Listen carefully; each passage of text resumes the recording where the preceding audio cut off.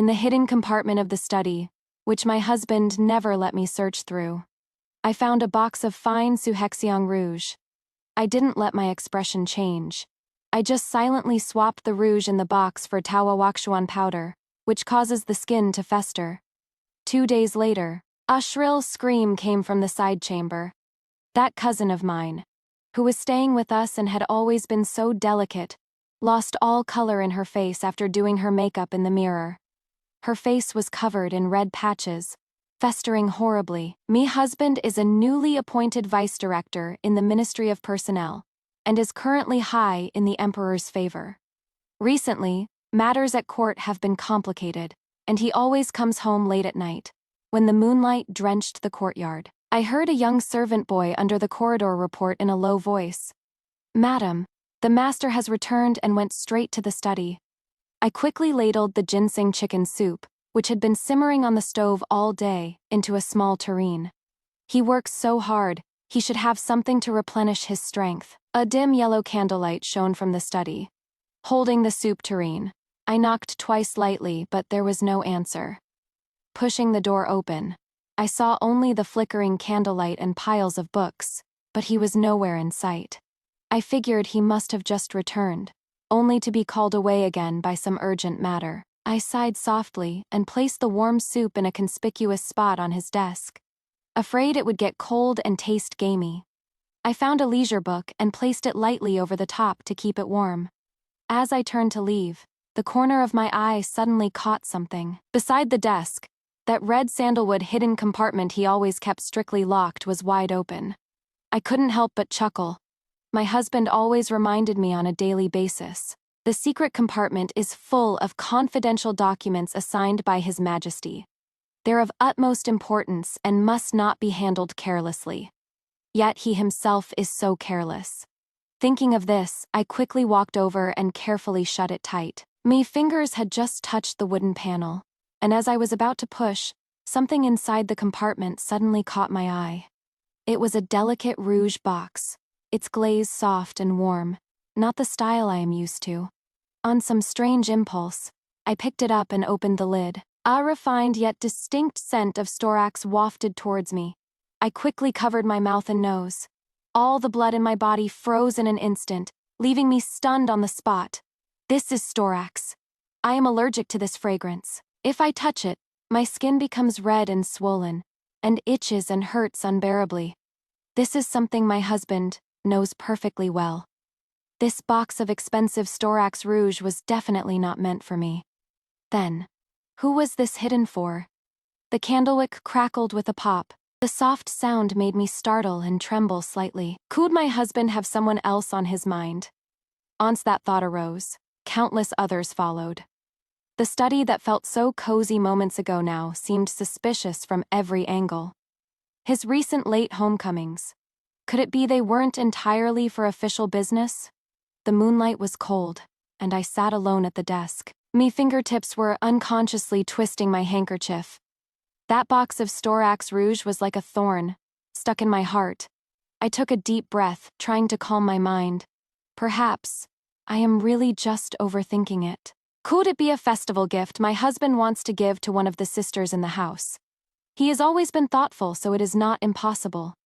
My husband and I have been married for 3 years, and our relationship could be considered a respectful one. He comes from a humble background. For him to hold an important post in the Ministry of Personnel is somewhat thanks to my father's power in the court. He has always been cautious. He should know that if he really wronged me, let alone my father, even I, he wouldn't dare, and he shouldn't. Just as my mind was in turmoil, the sound of footsteps suddenly came from outside the door. Then came his warm, clear voice. "Junior." I quickly shut the secret compartment, turned and picked up the soup bowl. "Xiaoqing, I heard you were back, so I brought you a bowl of chicken soup to warm you up." He lifted the curtain and entered, still in his official robes. His face showed fatigue, yet he still walked over with a smile. "Thank you for your concern, my wife." I handed him the soup bowl, my tone carrying a hint of playful complaint, yet carefully measured, as if it were just a joke between us. "Husband, you've been so busy lately, always coming home late. You haven't been out there, doing something to wrong me, have you? The hand with which he took the soup bowl trembled slightly, though it immediately returned to normal. Junior, what are you talking about? I am just tied up with official duties. You are overthinking things. He reached out to pull me into his arms, resting in his embrace. I looked up and stared at him intently. The smile on my lips didn't fade, but every word was clear. That is what I thought. My husband is a smart man. He should know that if that day were to truly come. I paused, my fingertips lightly brushing the lapel of his official robe, and straightened his collar, which wasn't even messy. Let's not even talk about my father taking action. I'll be the first one to not let it go. In the candlelight, Song Xiaoking's Adam's apple seemed to bob, though he tried his best to stay composed. But I clearly saw in his usually composed eyes an almost imperceptible flicker of fear flash by. My heart sank, but my smile grew even gentler, as if I had just uttered the most common words of love.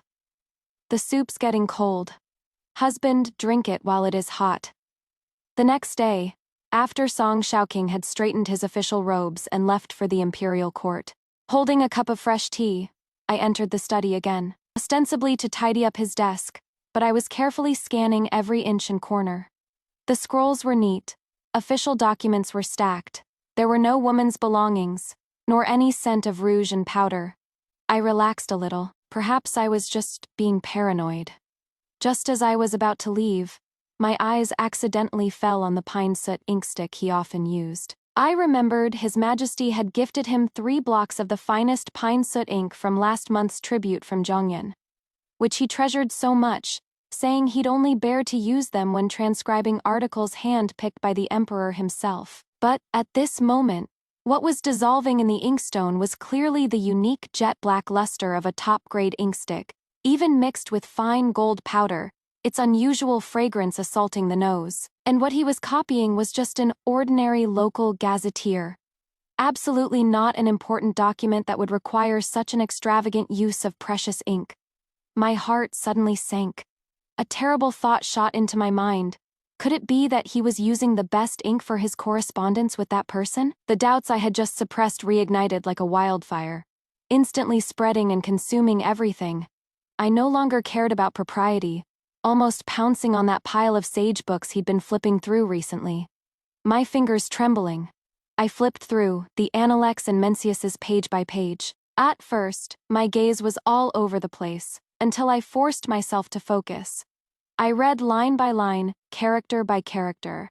Finally, in the margin on a page of Mencius Li Luai, I saw a line of vermilion annotation, as fine as a mosquito's leg.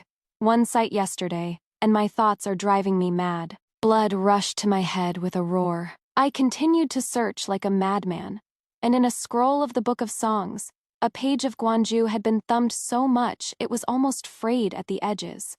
And next to it, to my surprise, was an annotation in a woman's decorated small block script.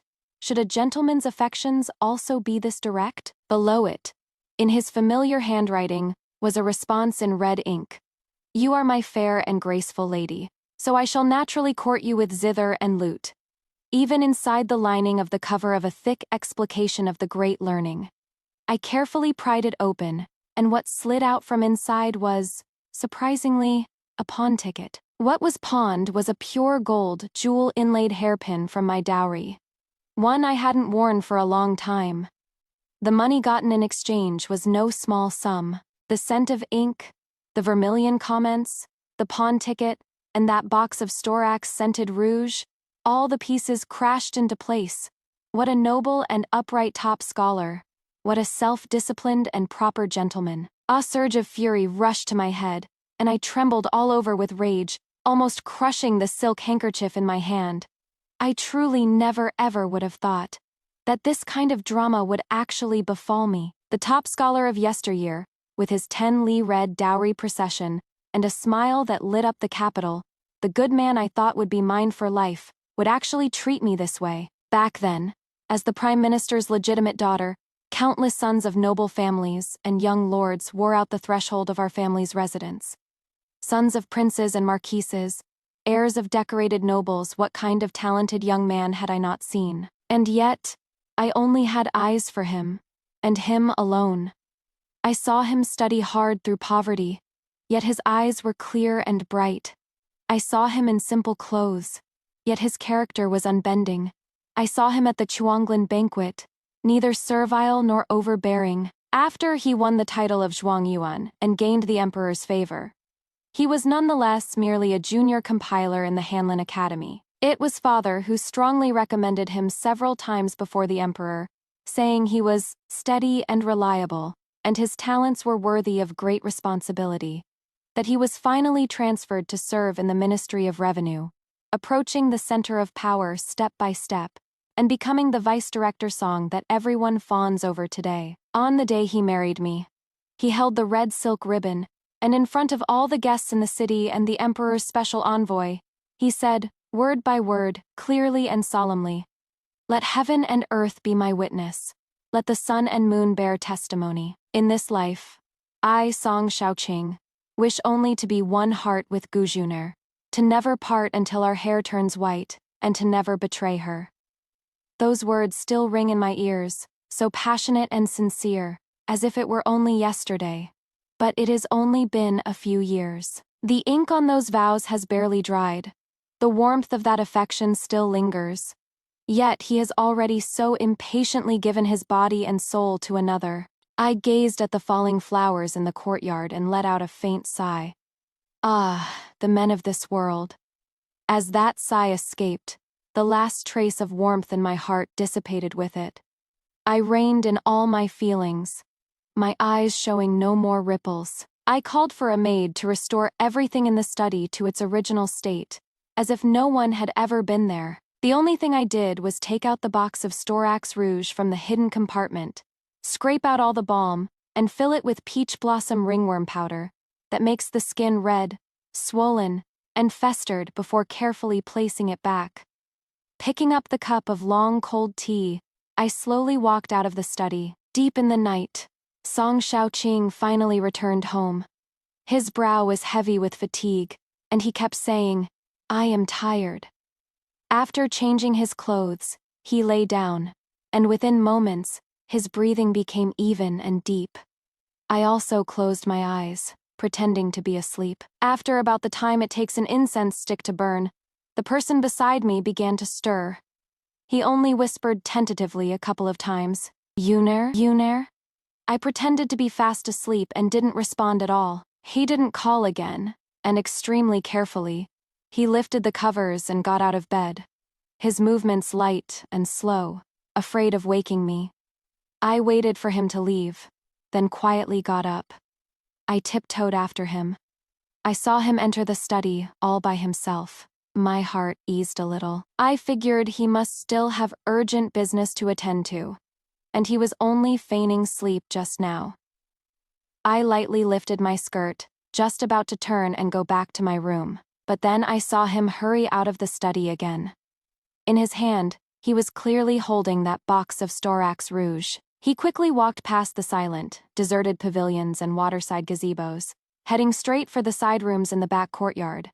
I froze for a moment, then immediately tried to reason with myself. Perhaps Aunt has been unwell recently, and he is specifically going to give her something to comfort her. After all, elders are more important. Thinking this way, I felt I had been overly suspicious and had almost wrongly accused him. However, before I could even finish that thought, his footsteps stopped right in front of my cousin Li Raoer's door. What sent a chill down my spine was that the door seemed to have been waiting. He didn't knock, but with a light push, he slipped inside, his movements incredibly practiced. It is so late. What is he doing entering the chamber of an unmarried cousin? I tiptoed closer to the window. From inside the room, I heard Li Raoer's usually delicate and soft voice, but now it was filled with unconcealed joy and intimacy. "Brother Shaoqing, you are finally here." Raoer was getting so anxious waiting.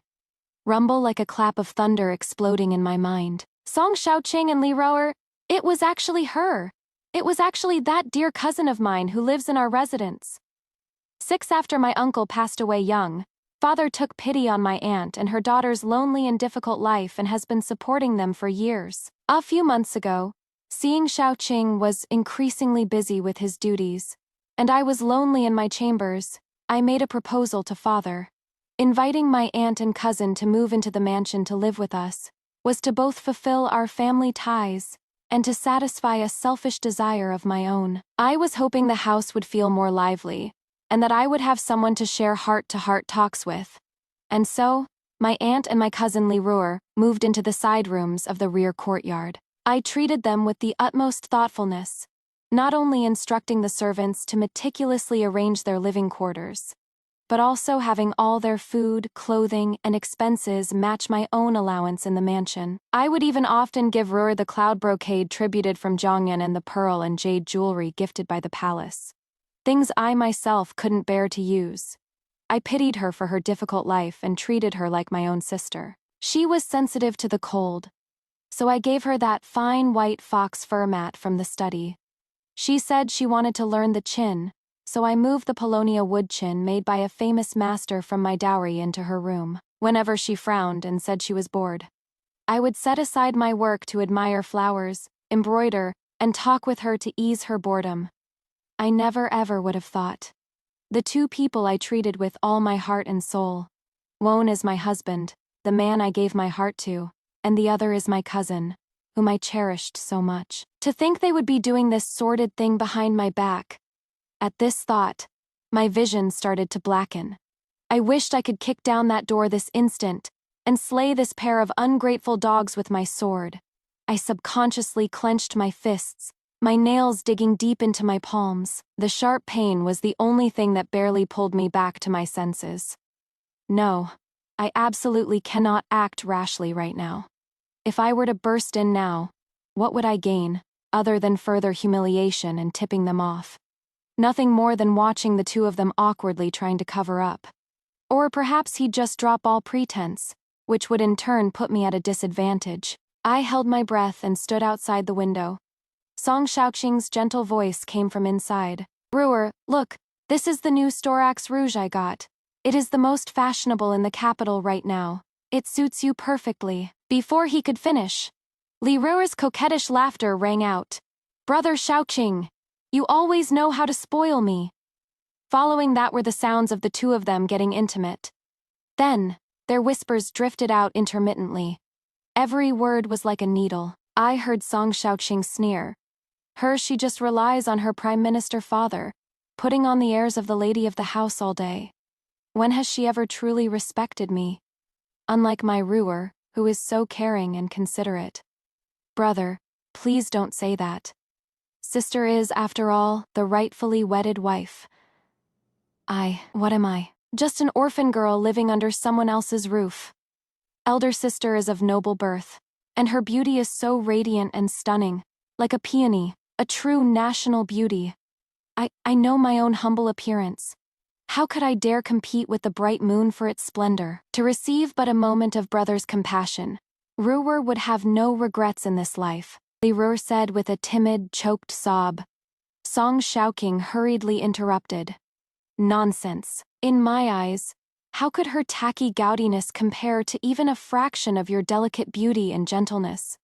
She is a wooden beauty, an empty husk. If you use this rouge, with your cheeks flushed like rosy clouds, you'll surely be 10 times more beautiful than her. Li Ruer giggled, her voice full of smugness. Well, I'll use it for you to see tomorrow then. Good, good. I must see it tomorrow. With that refined and delicate look of yours, after using that peach blossom ringworm powder, will your brother Xiaoqing still praise you like this? And how could he still feel any pity and affection for you? Dawn was breaking. I opened my eyes. The pillow beside me was cold. I don't know if Song Xiaoqing came back last night. Now, none of these things matter to me anymore. I unhurriedly washed up and changed, but my ears were constantly listening for any sound from the west wing. In just a moment, a piercing scream shattered the morning's tranquility. Following that was the chaotic sound of shattering porcelain and the startled cries of maids. I let out a cold sneer and adjusted the jade hairpin by my temple. Only then did I unhurriedly call for my personal maid. Let's go. Let's see what is wrong with cousin. Just as I reached the moon gate of the west courtyard, I saw maids frantically carrying basins of water in and out.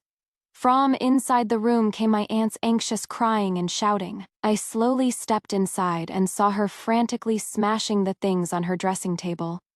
I strode forward, my voice laced with concern. What is wrong? It is so early in the morning. Why such a temper? My aunt wiped her tears at the side. I don't know what unclean thing she touched. She suddenly broke out in a rash, and it is both painful and itchy. I took a closer look.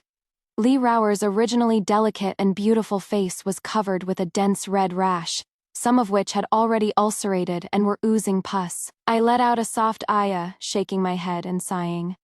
A young lady's face is so important, you can't be careless with it. Then I turned and instructed my maid, go get that box of Imperial gifted jade face snow skin ointment from the bottom of my vanity case. A moment later, the maid presented an exquisite glazed box.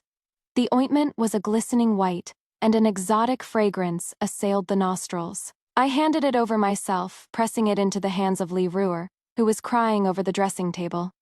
Sister, this ointment is a reward from the palace, said to have miraculous effects in invigorating blood and regenerating flesh.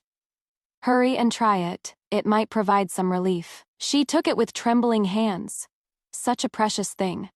No matter how valuable it is just a worldly possession. My face is more important. She impatiently scooped out a large dollop of the ointment and smeared it on her face. The cool sensation made her let out a sigh of comfort. I quietly watched as she spread the paste, laced with flesh-eroding herb, bit by bit. That is indeed the jade face cream bestowed by the Emperor. It is just that I added a little something extra inside. This stuff is enough to make this face, skin and bone, rot completely. Coming back from Lee Rower's west wing, I softly said to the personal maid behind me, go spread the news.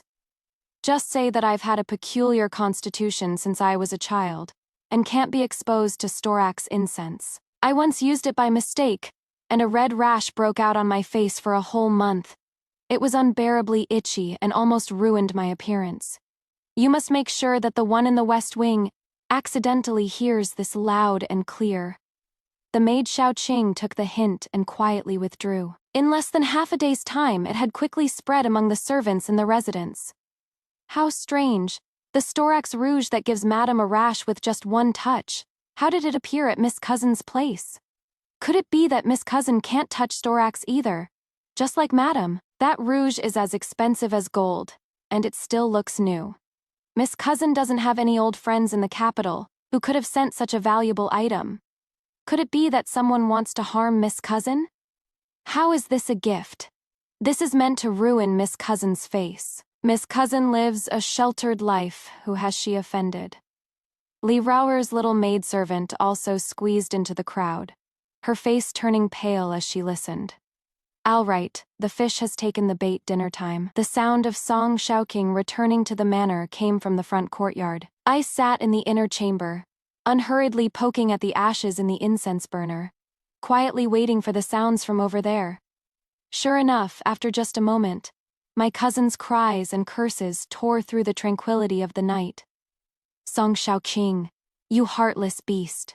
You harmed me. How dare you harm me like this? Only then did I, holding Shaoqing's hand, unhurriedly follow the sound.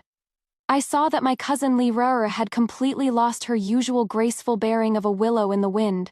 She was wildly scratching at Song Shaoqing's face with her 10 fingers. You knew that storax was not to be touched.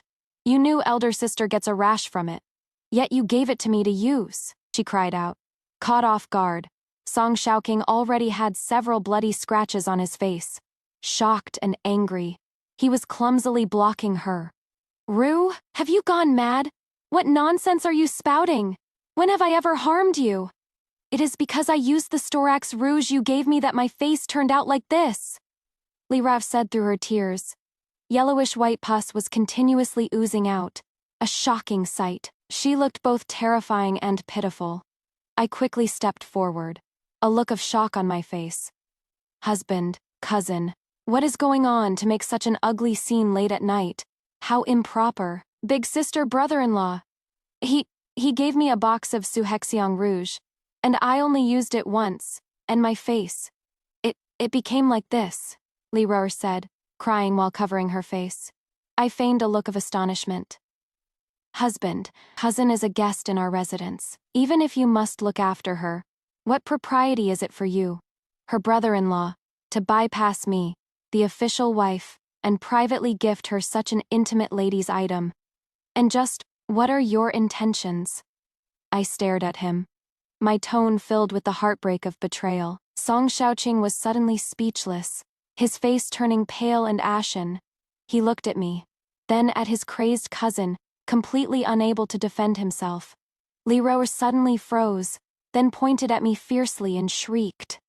It was you! It must have been you! The rouge brother-in-law gave me was fine. You must have been jealous of me and poisoned the imperially bestowed jade beauty cream. That is what made me look this hideous. Hearing this, my expression darkened. Insolent. That jade beauty snow skin cream is a gift from the emperor, registered in the palace records. Are you saying there is a problem with an imperial gift? Or are you saying that I, the dignified daughter of the prime minister, would dare to tamper with something bestowed by the emperor? I took a step forward. You dare to make baseless accusations and recklessly claim an imperial gift is fake. How many heads do you have to be chopped off? I sneered. This matter concerns the honor of the imperial family. How can I allow you to slander me baselessly here, Xiaoqing? Take my token immediately. Go to the palace overnight and report to the imperial household department. Just say that tomorrow, I need to personally see Her Majesty, the Empress, and request that the palace dispatch investigating mammies and imperial physicians. First, to examine that jade beauty cream, and second, to examine cousin's face. We must get to the bottom of what poison caused this, and clear everyone's names. Leroy was intimidated by my presence, instantly scared out of her wits. She staggered back a step, unable to utter another word. Song Xiaoqing's face turned even more ashen. He knew all too well that once people from the palace arrived, how could his secret affair with Li Ruer be hidden from those sharp-eyed mammies? At point, not only would the scandal be exposed, it would be the capital crime of deceiving the emperor. He grabbed my sleeve, his tone almost pleading. Wife, you mustn't. Oh? I slowly pulled my sleeve back, raising an eyebrow slightly, watching his unprecedented distress. Husband, what is the meaning of this? Cousin insists that I poisoned her and slanders me for destroying an imperial gift. If such a grave crime is not thoroughly investigated, how am I to clear my name, or perhaps? I paused. Is husband afraid that the investigation will uncover something else that can't see the light of day? Song Xiaoqing was choked speechless by my words. He looked at the disfigured Li Ruer, then at me, who was pressing him step by step, as if he had made a great resolution. Yelled harshly at Li Ruer. Enough! Shut your mouth! Isn't it embarrassing enough already? It must be that you carelessly used something unclean yourself, got a rash from an allergy, and then caused it to fester by randomly applying medicine. How dare you drag the madam into this, and slander an imperial gift? I think you've lost your mind, guards. Cousin is delirious and has contracted a foul disease. She needs to rest. Take her back to the West Wing at once. Without my order, she is forbidden from stepping even half a step out of her room. Li Ruer's eyes widened in disbelief, and she screamed. Song Xiaoqing, you... But she was immediately gagged by several burly servant women who came forward and forcefully dragged her away. Song Xiaoqing then turned to me, forcing a fawning smile onto his face. My lady, today's incident is all because Ruer was muddled. I, your husband, was also momentarily blinded by her, which is why I secretly gave her a gift and stirred up such a commotion. My lady, you are magnanimous. Please don't ruin your health over this anger. There is no need to alarm the palace, is there?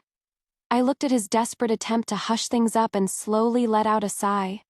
If that is the case, then I shall do as you wish, my husband. It is just that, after this incident, my heart has grown truly cold.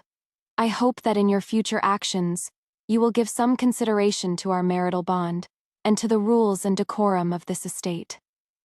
Having said her piece, she turned and left, supported by Xiaoqing's hand.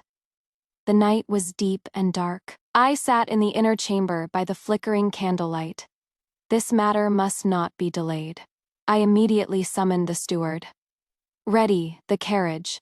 Immediately send aunt and my cousin to the villa outside the city to recuperate. Just say it is my wish. My cousin's face has been damaged.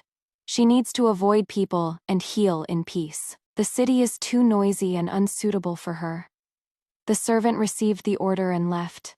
In just an hour, the sound of a muffled argument came from the west wing. Then everything fell silent, and the carriage quietly departed from the manor. I took her in out of kindness, gave her fine clothes and rich food, and treated her like my own sister. Yet right under my nose, she did such a shameless thing with my husband, fooling me like an idiot. Truly an ungrateful wolf that can't be tamed. The more I thought about it, the harder it was to quell my anger. A sleepless night. Early the next morning, I took a sedan chair back to the Chancellor's mansion. In the study, Father was practicing his calligraphy. Seeing me enter with an unhappy expression, he put down his brush. "Yuner, what brings you back today? Have you been wronged?" Before I could speak, my eyes reddened. "Father, your daughter has come back this time to discuss cousin Ruhr's marriage with you. She is no longer young, and it is not a long-term solution for her to keep living with me. It is time to find her a match." Father was slightly surprised to hear this. "Oh, why bring this up so suddenly? Is she not living well at your manor? Or has there been a falling out between you two?" I looked at Father. A trace of humiliation appropriately appeared in my eyes. "It is not that I can't tolerate her. It is just, Father, that Li Ruhr, she was actually having an affair with Xiaoqing, and I found out." "What?" Father flew into a rage, slamming his palm heavily on the desk. "That brat Song Xiaoqing, and Li Ruhr to think she'd do such a shameless and ungrateful thing. How dare she bully my Junner like this? Does she think there is no one in my Prime Minister's residence?" His face was livid with rage. "Junner, you've been wronged. I'll go find that Song Xiaoqing and settle this score right now." I quickly went forward and held Father's arm, soothing him softly. "Father, calm down. It is not worth ruining your health over people like them. I have already taken care of it, and sent Aunt and Ruhr to the other courtyard. But this matter absolutely cannot end here." Father suppressed his anger. "What do you intend to do, Juner?" A cold glint flashed in my eyes.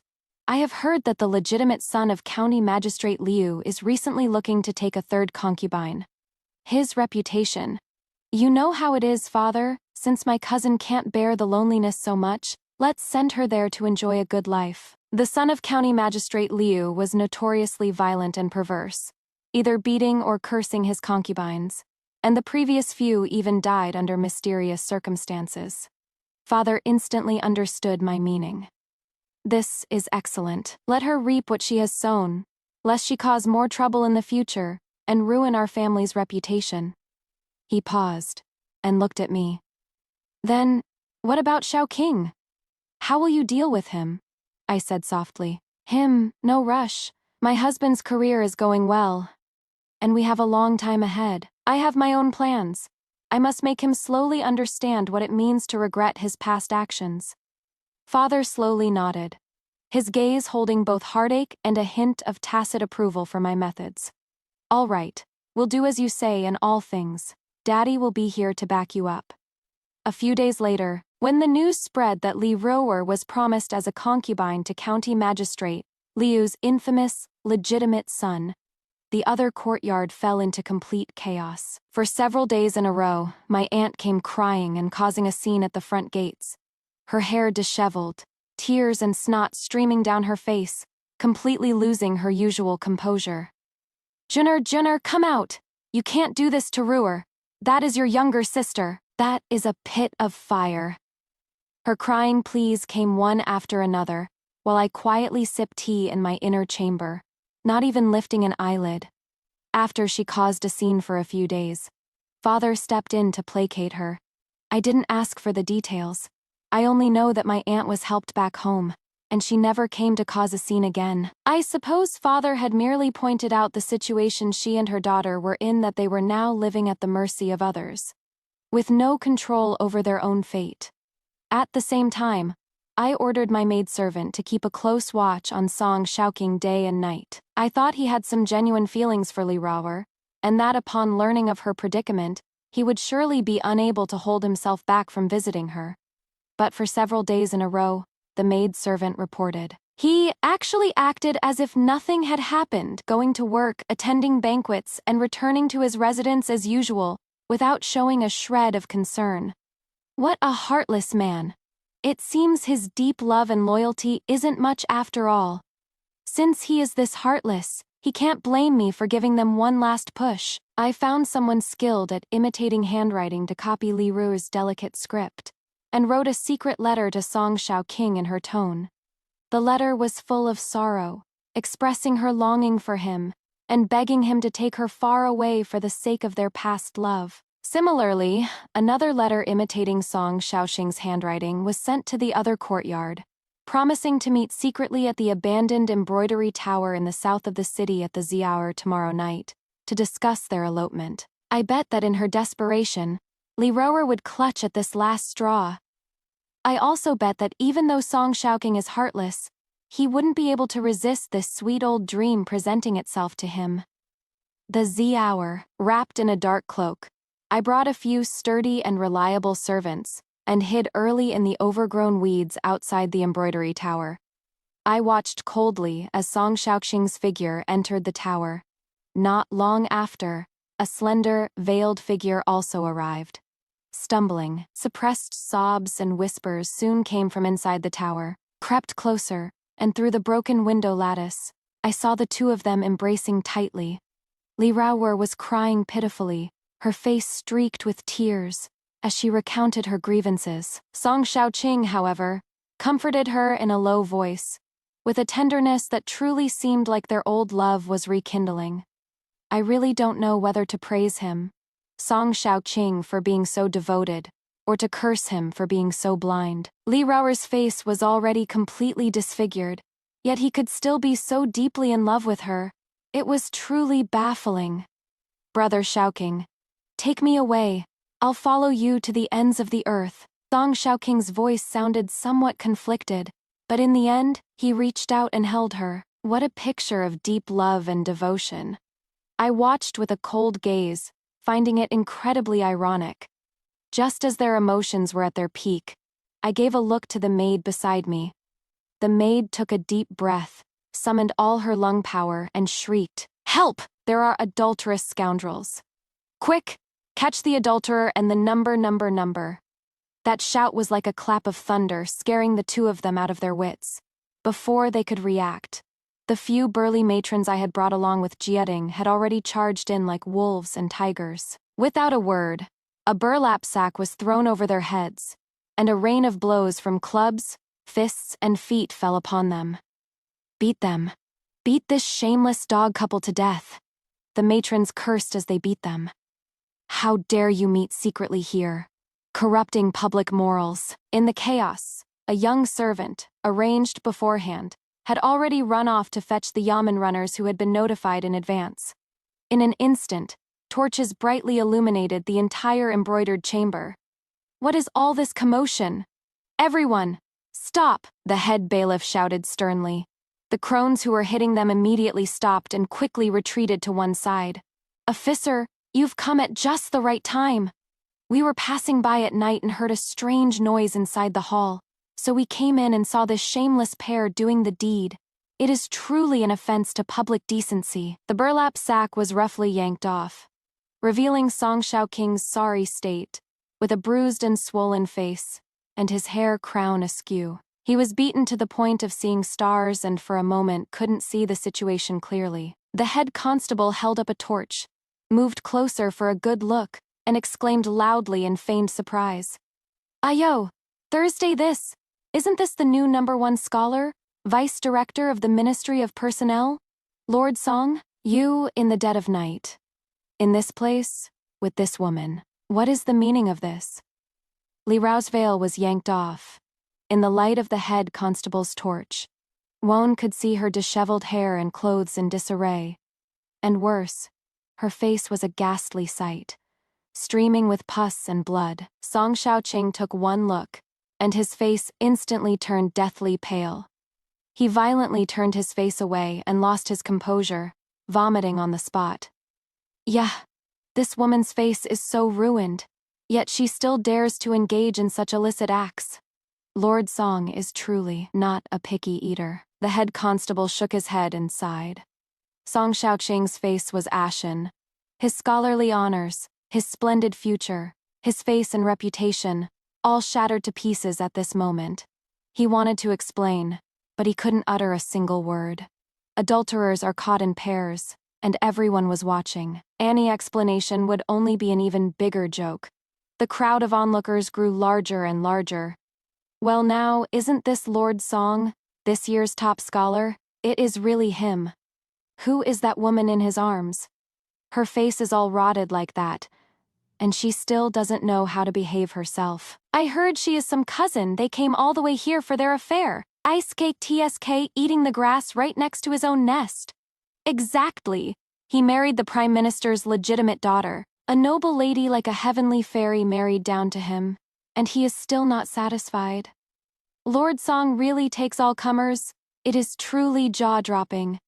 He has brought utter shame upon all scholars, a disgrace to His Majesty's grace. Song Xiaoqing futilely tried to cover his face with his sleeve, but the bailiffs rudely pulled his arms away.